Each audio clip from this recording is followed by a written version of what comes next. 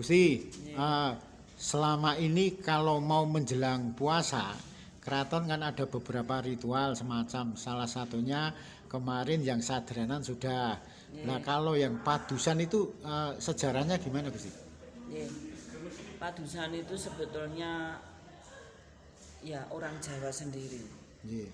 Setiap mau melakukan apa ya upacara itu mesti kan istilahnya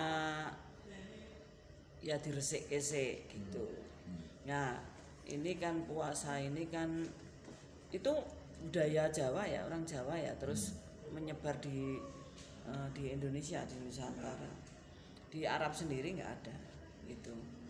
Eh, nah ini yang wong Jawa itu kan di enek-enekke, digedhek-gedhekke, di apa diterima dengan sepenuh hati bagaimana menjalankan ibadah agamanya, termasuk puasa ini. Nah, juga nanti habis puasa itu digedhek-gedhekke meneh di tempatnya asalnya malah nggak ada kan, itu namanya sungkeman itu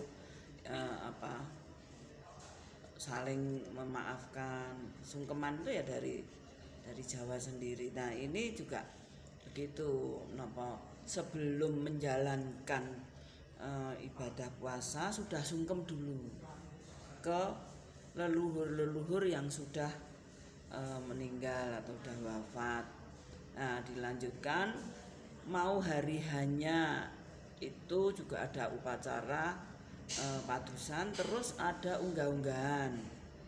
Unggah-unggahan itu semacam ketan kola apem, terus ada kinangan, ada kembang setaman, terus kinangan ada rokok klobotnya itu. Nah, itu nanti didoakan untuk menyampaikan leluhur yang disebut di situ, bapaknya atau ibunya atau ya leluhurnya itu, untuk naik ke surga di bulan puasa itu. Nah, terus untuk padusan itu sendiri ada yang hari ini, ada yang besok. Nah, itu tadi kebetulan dari keraton yang sudah bertahun-tahun menjalankan upacara padusan di sana itu diupacarakan bagus.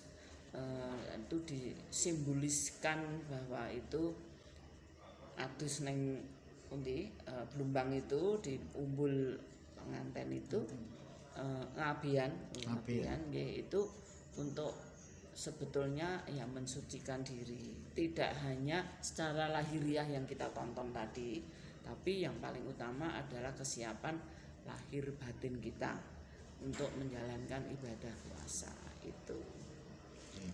Kalau unggah-unggahan sendiri itu dikerjakan kapan itu? Besok. Berarti besok setelah malam. padusan?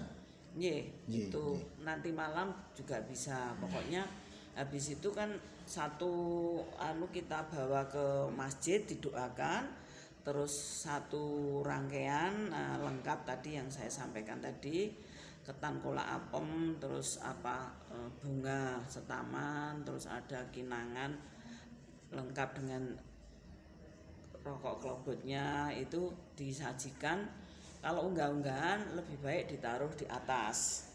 Nanti kalau di atas mana, Gus? Sebetulnya biasanya dulu kalau saya di keraton tuh di teras. Jadi di genteng ya. Di genteng. Terus nanti kalau udun-udunan itu ya ditaruh di biasa kita kan ada istilahnya wong Jawa itu tempat untuk berdoa itu, untuk dipanjatkan pada leluhur kita gitu. Kalau unggah-unggahan menjelang Ramadan, kalau udun-udunan itu kapan, Gusti? Besok Idul Fitri itu udun-udunan. Selesai dari puasa itu. Makanya kalau sebulan kan nggak boleh ke makam kalau Ramadan. Jadi kosong lah itu. Dan baik unggah-unggahan maupun udun-udunan itu dilaksanakan di masjid Gusti. Ya, satu rangkaian berapa, tinggal berapa ketan kolak apemnya, mungkin 10 atau ya tergantung ininya ditaruh. Biasanya kalau kami di Masjid Paromosomo itu terus masing-masing kepala keluarga yang harus menjalankan itu. Itu wajib pakai ketan kolak apem gitu. Iya, itu kan ketan kolak apem kalau ada lepat supaya di Pangapura gitu. Itu kan simbolis. Tapi yang utama adalah ujub. Ujub itu doanya nanti. Itu apa sama dengan yang kalau di Jawa Timur itu megengan? Kalau Jawa Timur kan katanya kalau sebelum puasa ada bagi-bagi apa namanya megengan itu. Ya bisa juga itu dikatakan megengan. Megengan itu sebetulnya orang Jawa itu saking taatnya. Takut kalau puasa itu harusnya itu 30 hari. Nah, kan sering kan selisih 1 hari. Nah, itu biasanya megengan. Seperti saya selalu melakukan gitu. Kita lihat dari tanggalan, kalau itu tanggalan itu bisa barengan ya sudah, tidak usah megengan. Seperti ini bareng ini itu tanggal 1. Dan itu sebetulnya wong Jawa itu sing diutamakan itu perhitungan ora dadak ngingak-nginguk napa bulan itu apa jenenge? Isbat niku. Ya, itu sidang isbat itu. Tapi dilihat dari purnama itu tanggal berapa. Gitu. Nah, itu pasti enggak lewat lah dari 15 hari. Gitu. Gitu kalau kembali ke padusan tadi. Ya. Kenapa selama ini Keraton Surakarta pasti di Pengging? Ya karena Pengging itu kan dulu kan kagungan keraton. Ya sekarang dikelola oleh Pemda. Gitu. Ya Pemda itu sendiri kan terus mengupacarakan dengan masyarakatnya. Tapi mesti selalu ngundang keraton. Gitu. Kalau tempat lain nggak ada Gusti selain di Pengging gitu. Selama ini. Ya kami dengan Pengging karena ada hubungan itu. Gitu. Mungkin di Cokrotulung di mana-mana juga ada. Gitu. Gusti, kalau udun-udunan tadi itu setelah sholat id atau sebelum sholat id? Sebelum. Sebelum. Jadi kan biasanya kalau habis sholat id kan pada ke makam yang orang tuanya udah meninggal. Jadi malamnya dari takbiran itu kita menyajikan udun-udunan. Di mana lagi? Di masjid lagi sih? Di masjid dikasih, itu tinggal berapa porsi lah gitu. Nah kita di rumah juga pakai. Jam berapa Gusti kalau udun-udunan di masjid yang akan datang itu? Setelah Bar Isya? Bukan, setelah ini maghrib.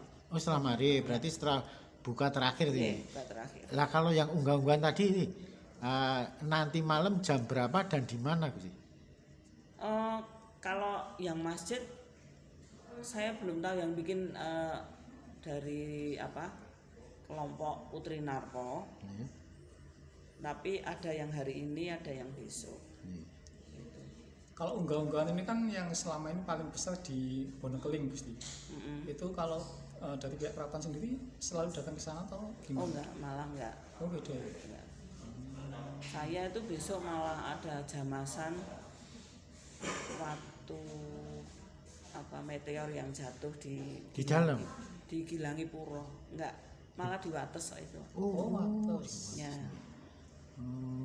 Loh, kan di dalam juga ada batu meteor nih. Ya, yang tapi dekat tidak pernah Bandengan itu loh.